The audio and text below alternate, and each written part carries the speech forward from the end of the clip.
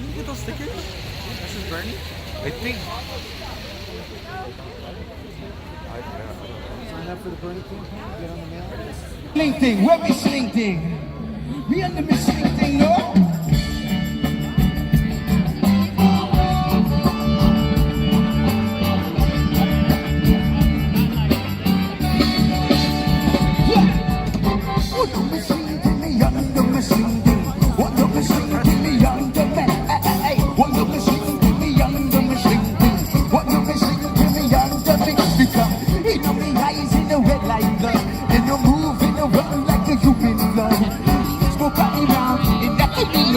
We blow it in the air.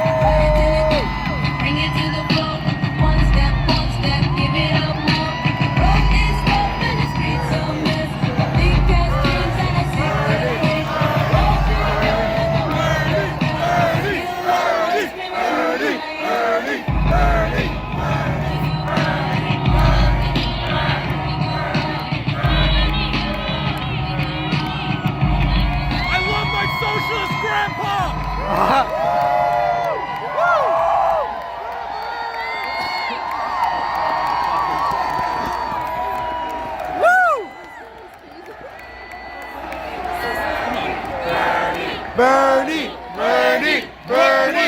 Bernie! Thank you.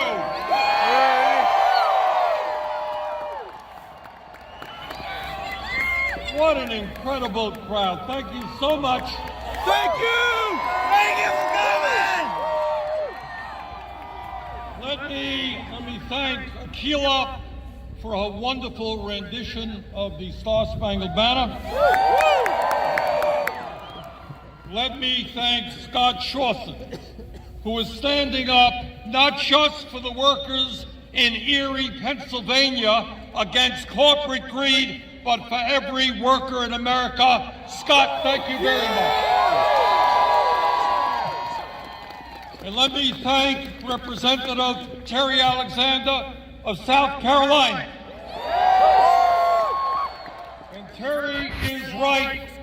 This is going to be a 50-state campaign. We're not going to concede one state to Donald Trump. And let me thank my very good friend, Nina Turner. Nina has been with me all across this country. Nina has helped develop one of the great grassroots organizations in this country, Our Revolution. And Nina is mobilizing people from one end of this country to the other. Justice. It will not be racism, sexism, xenophobia, homophobia, and religious bigotry. It will not be tax breaks for billionaires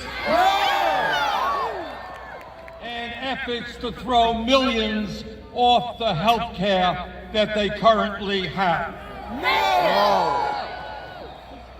This campaign is going to end all of that. The principles of our government will be based on justice, on economic justice, on social justice, on racial justice, on environmental justice.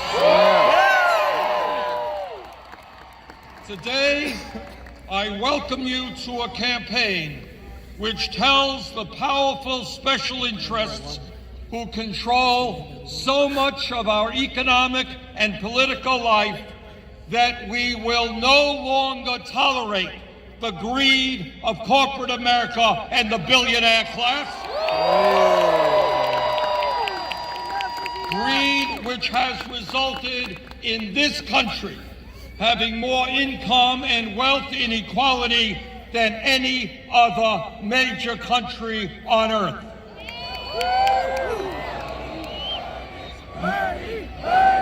Bernie, we want Bernie. No, please, tuition free.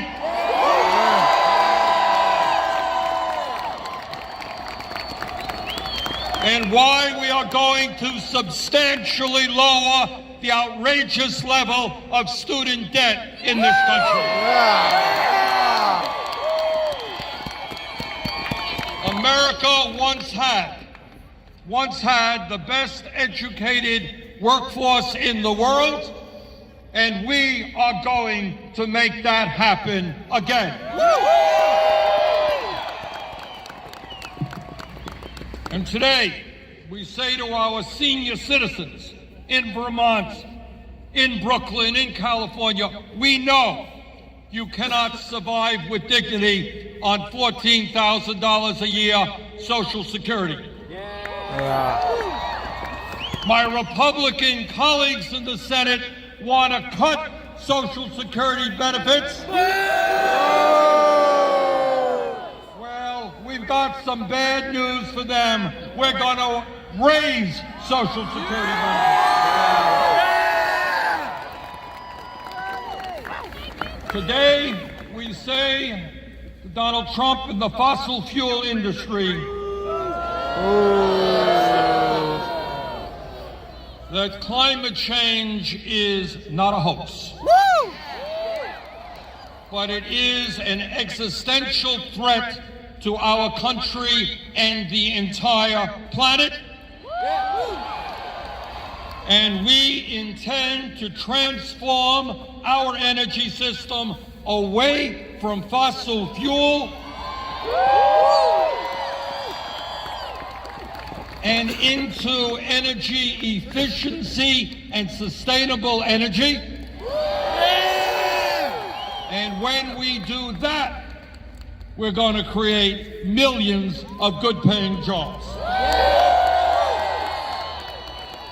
All of us and every person in this country has a moral responsibility to make certain that the planet we leave our kids and our grandchildren is a planet that is healthy and habitable.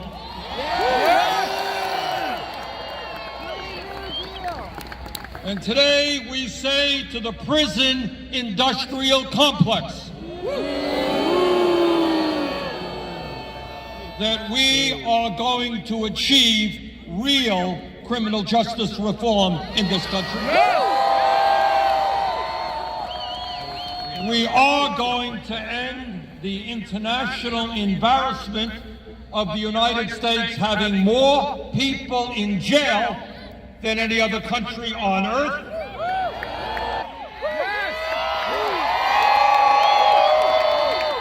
And together we will transform this country.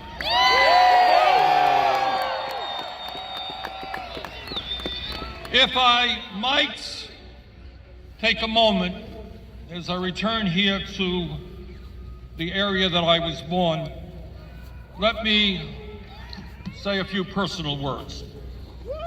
As we launch this campaign for president, you deserve to know where I came from, because family history obviously heavily influences the values that we develop as adults. I was born literally a few miles away from here on East 26th Street in Kings Highway. Yeah. And my family and I lived in a 3.5-room rent-controlled apartment. My father was a paint salesman who worked hard his entire life, but never made much money. And my mother raised my brother and me.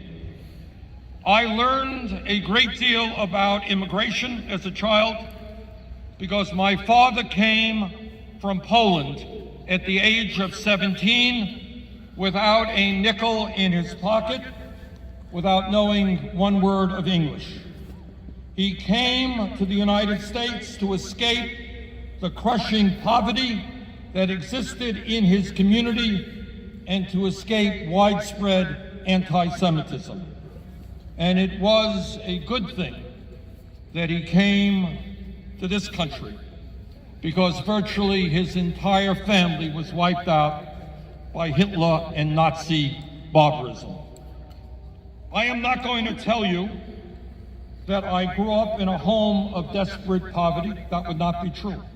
But what I will tell you is that coming from a lower middle-class family, I will never forget about how money, or really lack of money, was always a point of stress in our family.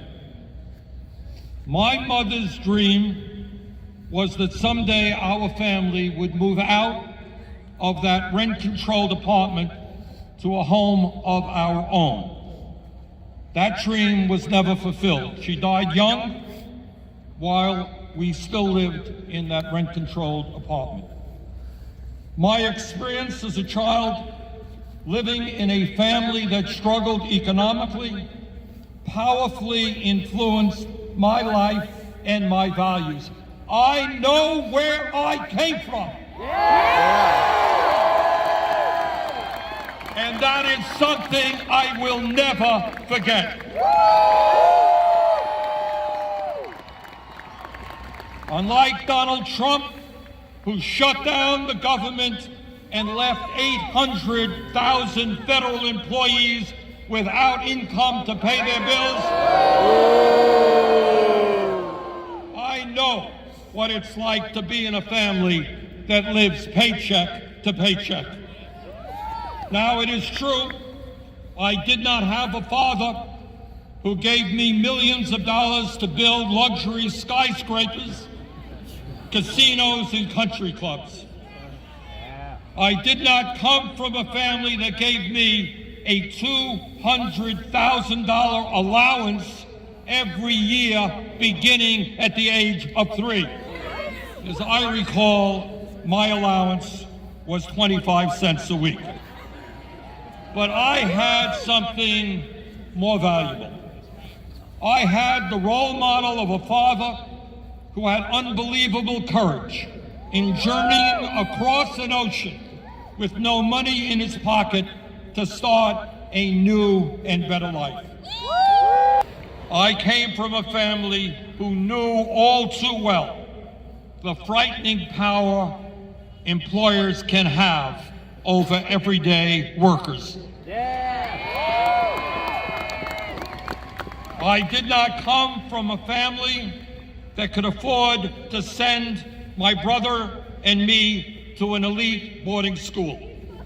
In fact, I was educated proudly in high-quality public schools here in Brooklyn. My higher education right here on this campus. Yeah! I should also mention that my brother Larry graduated from Brooklyn College. Yeah. Brooklyn College. I did not come from a family that taught me to build a corporate empire through housing discrimination. I protested housing discrimination. Was arrested for protesting school segregation. And one of the proudest days of my life was attending the March on Washington for Jobs and Freedom, led by Dr. Martin Luther King Jr.